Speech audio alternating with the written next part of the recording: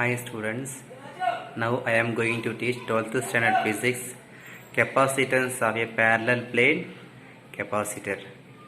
So already I told two metal plate parallel to each other, separate with small distance, is called a capacitor. So here this is one metal plate, it has positive charge. Another metal plate, negative surface charge densities.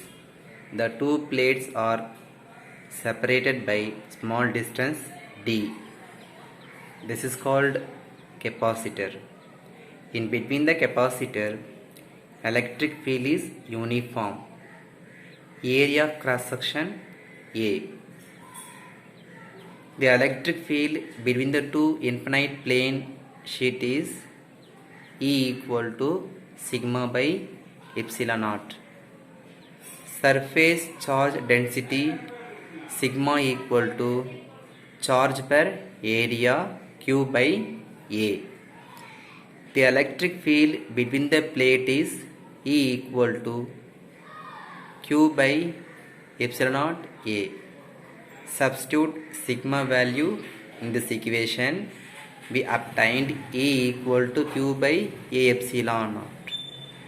Electric potential difference between the plate. So here the charge is induced from one metal plate to another metal plate. Potential difference developed.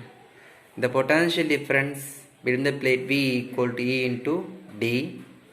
Substitute E value in this equation. V equal to QD by A epsilon. So find the capacitance of the parallel plate capacitor. C equal to Q by V, charge per voltage, potential difference. Q by QD by epsilon naught A. So cancel Q epsilon naught A divided by D. So this is the capacitance of parallel plate capacitor. So from this equation, capacitance C is directly proportional to area of the plate. C is inversely proportional to distance. That is the meaning. Area of the metal plate, area of the capacitor increases, capacitance also increases. Distance between the plate is decreases, capacitance increases. So this is the equations for capacitance of parallel plate capacitor. Energy stored in the capacitor. So capacitor is a not only store charge, it also store electric energy. A capacitor is connected to the battery. Electrons are transferred from one metal to another metal plate. Here work is done by the capacitor. This work done stored as electrostatic energy of the capacitor. So small amount of work is done when small amount of charge given to the capacitor, that is dW equal to V dQ. dQ small amount of charge, dW small amount of work done. By the definition of capacitor, C equal to Q by V, V equal to Q by C.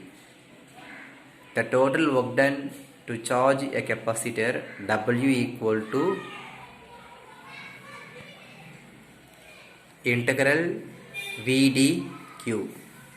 Substitute V value in this equation, integral 0 to Q, V equal to Q by C dQ equal to 1 by C is common taking outside, integral 0 to Q dQ. So integral Q dQ equal to Q square by 2. So W equal to Q square by 2C. So this is energy stored in the capacitor, internal energy, UV equal to Q square by 2C. By the capacitor C equal to Q by V, QV equal to CV. Substitute this Q value in this equation, obtained C square V square by 2C equal to CV square by 2. By the capacitance C equal to epsilon A divided by D, potential V equal to ED. Substitute these two value in this equation, we obtained 1 by 2 epsilon naught A E square D. So from this equation, the energy stored per unit volume in a space is called energy density of the capacitor, that is UE.